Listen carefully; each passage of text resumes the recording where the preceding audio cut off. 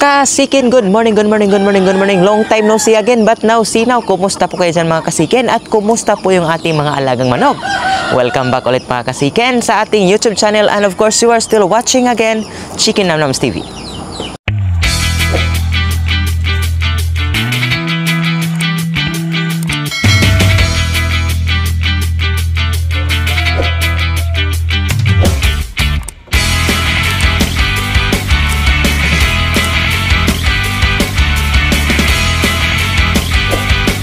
For today's video mga kasikin ay magkakaroon po tayo ng quick update po sa ating mga alagang pasisiw sapagkat ayun nga, medyo matagal po tayong hindi po nakapag-upload. It's been mga 2 weeks siguro mga kasikin, no?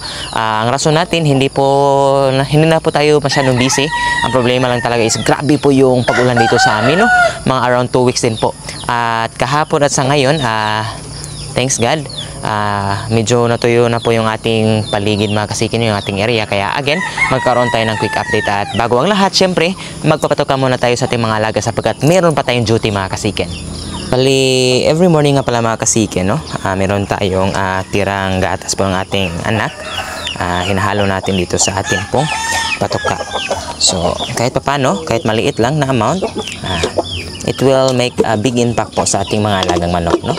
Ayan, so ito na po yung patoka nila. Ayan, halagyan lang natin.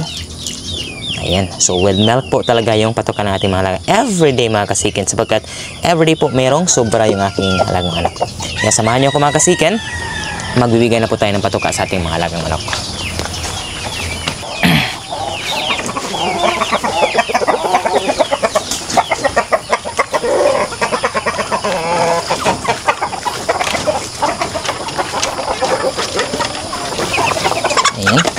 So, kasikin, medyo malaki na po yung ating mga alagang manok, no?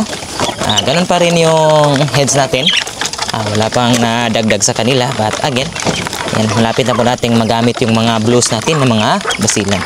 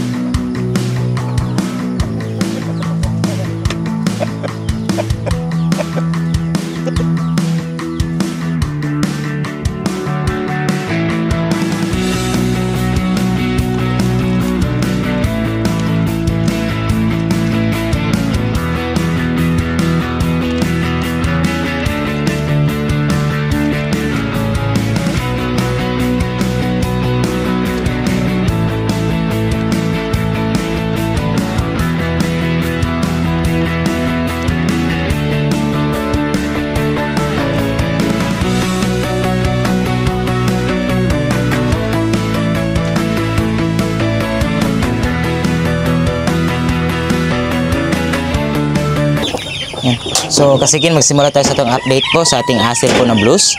Ayan, month old na po yung kanyang mga sisiyo, 6 na piraso. Kaya ayun, hindi na po natin sila bigyan ng booster. So instead, wheat feeding na po sila mga kasikin, no? Kaya again, bibigyan natin.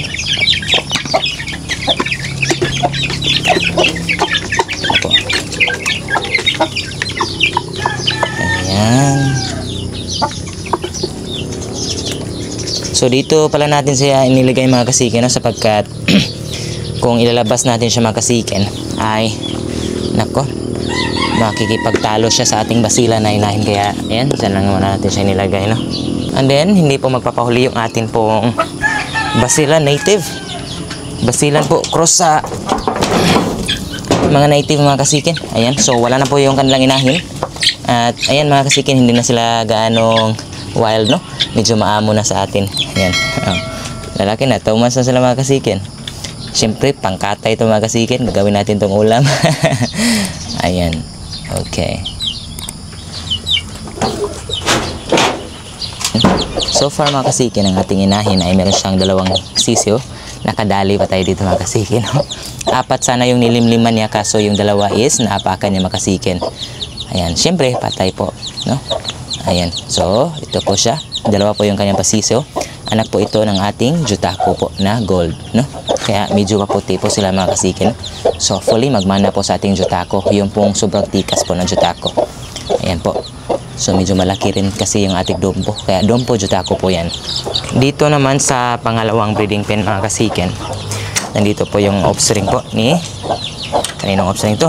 Of course, kang UG mga kasiken, yung ating Asel Hini. Ayan. So medyo marami tayong patukanin niliga dito. Only feeding tayo mga kasiken kasi 5 PM pa tayo babalik dito. Kaya hanggat wala tayo is meron pa rin silang makain mga kasiken, no? So ayan, 4 po na piraso. Ayan. Sana may magmana po kay UG mga kasiken, no? Yung ating Asel Hini.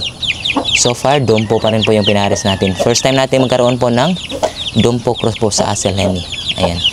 So malaki na. 2 weeks na po yung kanyang mga pasisyo. Ayan. 2 weeks na mga kasiken, pero ngayon lang ako nakapag-update sa inyo. Sorry po. At syempre, nandito po yung ating basilan. So ito po yung basilan mga kasiken dito. Ito po yung naglimlim dyan sa area na yan, no? So nung napakita ko sa inyo. So meron siyang 7 na mga pasisyo. Ayan, may mga blues po sapagkat blues po yung broodcock natin, no? Ayan, 7 sisyo, 2 weeks old na rin mga kasiken. Ayan, may pang patuka dyan. Again, only feeding po tayo sa kanila. Ayan.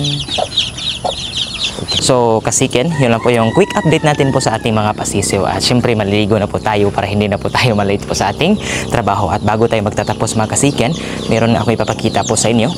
So dito nga pala mga kasiken, no, ay meron tayong isang pulit po na na-acquire. Ayan po. Yan po ay isang white choco. Bloodline po ni Nini Aguilar po sa Manila. At syempre hindi po tayo personal na nakakuha doon, no? Meron lang tayong kaibigan na nakakuha sila at yun, nakapag-share sa atin. At syempre, inutang pa natin ito mga kasiken. So ito yung plano nating paparamihin. Isasalang natin sa atin pong mga crossbreed po na mga game fowl sa asil mga kasiken, no? Ayan. Okay. 4 months old. Yan mga kasiken, running 5 months old. Ayan. So kasiken, yung pong naipakita ko po sa inyo na white choco. Ayan. Dito po natin siya ipapares, no? Ito po yung ating 3 months old po na Asel cross po sa game fowl, no? Ayan. So abuhin mga kasiken. Anak po ito ni Tibo at sa ating Gilmore po na pulit, no? Gilmore hatch na pulit. Ayan, sobrang ganda, no? Ayan, tingnan nyo hatch kinuha. 3 months old mga kasiken. Last August 23, nag 3 months old na po ito. Ayan, sobrang ganda. At syempre, meron pang marami nito mga kasiken, no?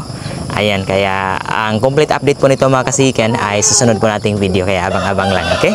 So mga kasiken, maraming salamat na naman po sa patuloy na panonood at pagsubaybay po sa ating video. Sana po ay nag-enjoy naman po kayo at see you naman po sa susunod namin mga upload mga kasiken. Happy farming po at ingat kayo palagi. God bless po.